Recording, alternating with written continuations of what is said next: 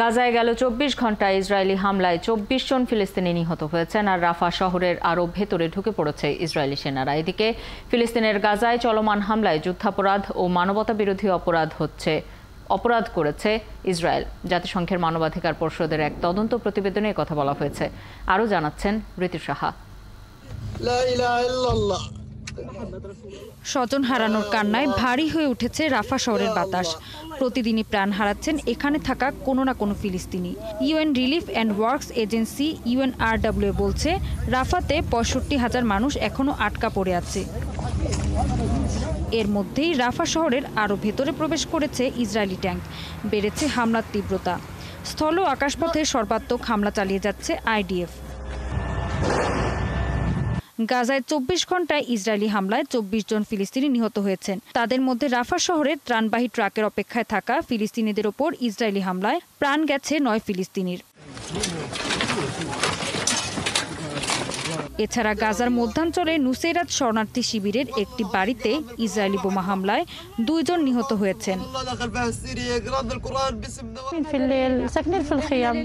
গাজা উপত্যকায় কি এখন আর কোনো নিরাপদ স্থান আছে? আমরা রাফাতে নিরাপদ ছিলাম। এখানে আমরা বাস্তুচ্যুত হয়েছি এবং আমাদের বাড়িঘর ধ্বংস হয়ে গেছে, শিশুরাও মারা গেছে।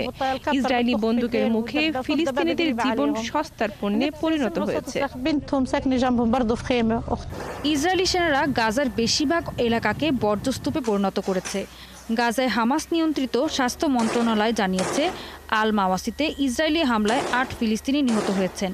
এরই মধ্যে আতঙ্কগ্রস্ত অনেক পরিবার গাজার উত্তরাঞ্চলে আশ্রয় নিতে শুরু করেছে। ইসরায়েলি সেনারা আমাদের বলেছিল আল মাওয়াসি আমাদের জন্য নিরাপদ জায়গা। এখানেও আমাদের বাচ্চাদের জন্য কোনো নিরাপদ জায়গা নেই। হামলায় আমাদের প্রতিবেশীর ৪ সন্তান নিহত হয়েছে। আমরা এভাবে আর কতদিন পালিয়ে বেড়াবো?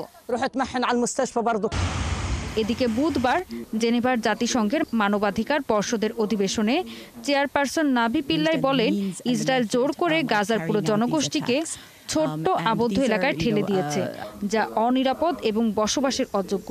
তিনি আর বলেন, ঘনবসতিপূর্ণ এলাকায় ব্যাপক ধ্বংস সক্ষমতার অস্ত্রের উদ্দেশ্যমূলক ব্যবহার দৃশ্যত বেসামরিক জনগোষ্ঠীর ওপর ইচ্ছাকৃত এবং সরাসরি হামলায় ছিল। ঋতু সাহা, ৭১।